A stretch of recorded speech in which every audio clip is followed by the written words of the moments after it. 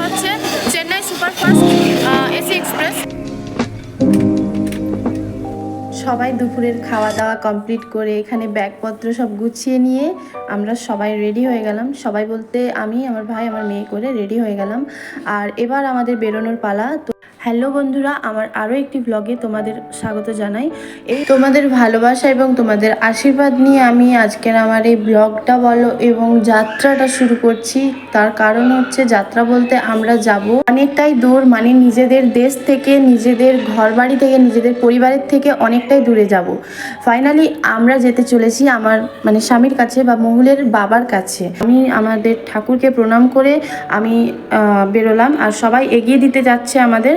সবার মুখটা যেমন কাঁদো কাঁদো হয়ে গেছে। সত্যি কথা বলতে ওই দিনের মতো যেমন না আর কারো কোনো দিন না আসে, মানে ওই দিনটার মতো বেদনাদায়ক দিন কোনো দিন হতে পারে না, মানে হওয়া উচিত না।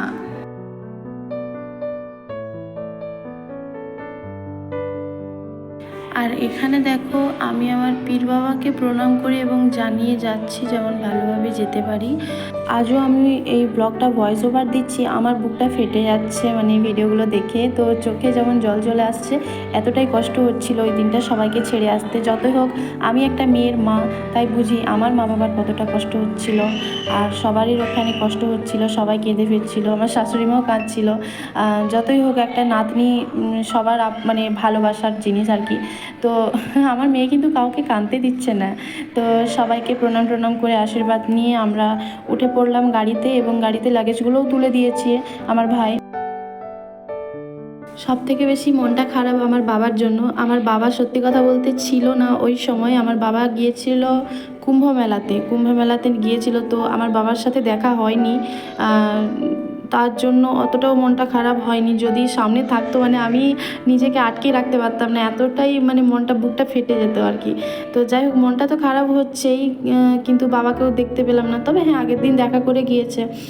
তো গাড়িতে যেতে যেতেও আমি কাঁদছিলাম, এত কষ্ট হচ্ছিল। তবুও মহুল আমার সামলে নিয়েছে আমাকে, মানে আমার মেয়ে। আমার বাবা তার নাতনিকে এতটাই ভালোবাসে যে সেটা ভেবেই আমার মনটা খারাপ লাগছিল যে মহুল ওখানে গিয়ে ওর দাদু ভাইকে খুঁজবে না, তো সেটা ভেবে আমার কান্না লাগছিল। আর কান্নাকাটি করে লাভ নেই। এখানে আমরা মোহনপুর ব্রিজ পেরিয়ে পৌঁছে গেলাম খড়গপুর স্টেশনে পৌঁছে গিয়ে আমরা কাউকে কিন্তু ছাড়তে আসতে দিইনি, মানে আমার মা বলো, শাশুড়ি মা বলো, কাউকে ওরা আসার কথা বলছিল। আমি বলছি না, একদম কাউকে যেতে হবে না, কারণ এখানে ওরা এলেই মানে যখনই ট্রেনে উঠে পড়বো ওরা নিজেরাকে সামলাতে পারবে না। মানে ওদেরকে সামলানোর মতো কেউ নেই, তার সব থেকে বড় কথা।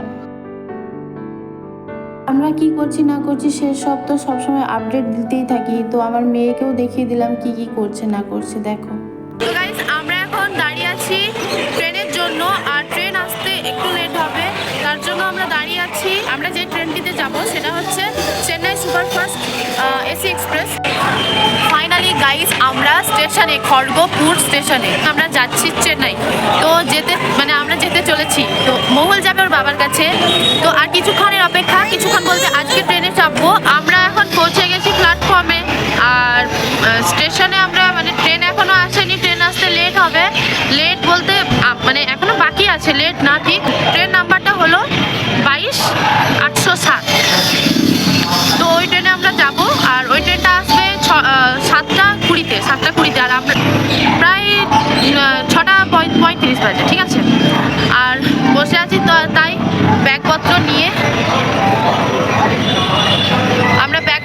বসে আছি।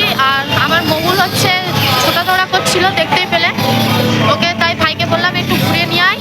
আমি তো হেঁপে গেছি ওকে ধরতে ধরতে, মানে কি বলবো। এই যে ব্যাগপত্র নিয়ে সব বসে আছি, এই যে এদিকে ব্যাগ, এদিকে ব্যাগ, মানে এত ব্যাগে ব্যাগ। তো আমরাকে ট্রেনে উঠতে হবে এতগুলো ব্যাগ নিয়ে। তো চলো একদম আবার ট্রেনে উঠে তারপর কথা হচ্ছে। মনটা প্রচণ্ডই খারাপ, মানে কি বলবো। এতদিন ছিলাম নিজেদের দেশে, নিজেদের বাড়িতে, নিজেদের পরিবারের সাথে। তো মনটা খুবই খারাপ। ওরাও একটু কষ্ট মানে পাচ্ছে, মনটা খারাপ আমার মায়েদের সকলের, আমার শাশুড়ির, মায়ের, আমার দিদিমা ছিল, সকলেই একটু কান্নাকাটি করছিল। কিছু করার নেই, তাই না, যেতেও হবে। তো যাই হোক, চলো এখন রাখি, আবার ট্রেনে উঠে কথা হচ্ছে।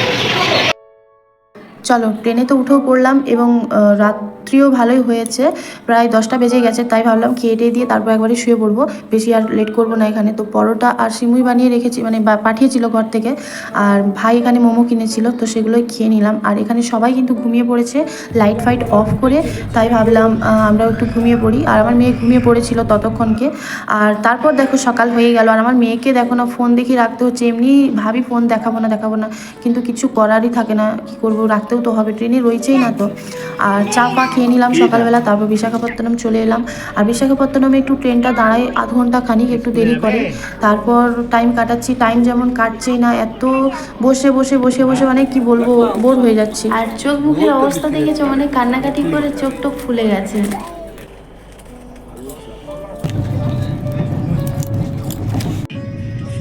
দেখো কি সুন্দর কিন্তু পাহাড় এগুলো। আমাদের ওয়েস্ট বেঙ্গল থেকে যখন আমরা চেন্নাই আসি বা যাই, তখন এই পাহাড়গুলো দেখে দেখে যাই আর দেখে দেখে আসি। দারুণ লাগে দেখতে।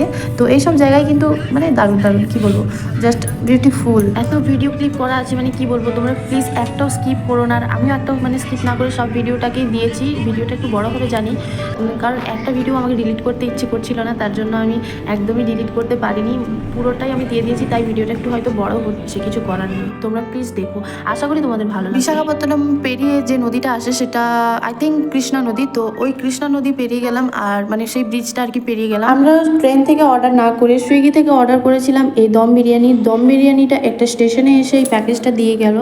সত্যি কথা বলতে ট্রেনের খাবার মানে ব্রেকফাস্ট বলো, লাঞ্চ বলো, ডিনার বলো, কিছুই আমার ভালো লাগে না।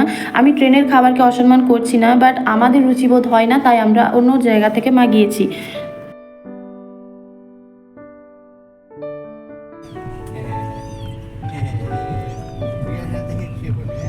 চলো খাওয়া দাওয়ার পরে একটু বসার পর তারপর শুয়েই পড়লাম ফাইনালি।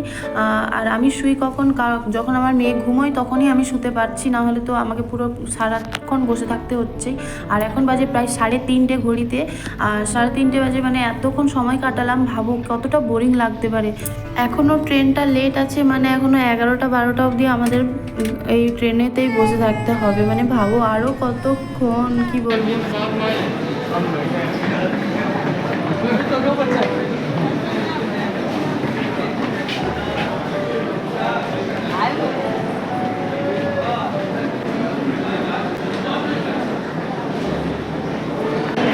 তো বন্ধুরা দেখো, আমরা ফাইনালি পৌঁছে গেলাম চেন্নাই সেন্ট্রালকে। আর এটা হচ্ছে চেন্নাই সেন্ট্রাল। তো অনেকটাই বড় চেন্নাই সেন্ট্রাল, পুরোটা হয়তো আমি দেখাতে পারছি না এখন। তো এটা ব্যাগটা নিয়ে একটু বসছে, আমার মেয়ে তো ব্যাগের উপরে উঠেই বসে পড়ছে। চলো, এখানেই ট্রেনের লাস্ট স্টপেজ, আর কোথাও যাবে না ট্রেন।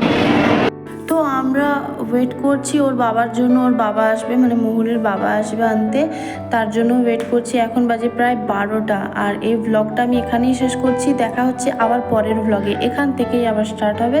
তো প্লিজ পরের ভ্লগটা দেখো। টাটা বাই বাই, আশা করি তোমাদের ভিডিওটা ভালো লাগলো।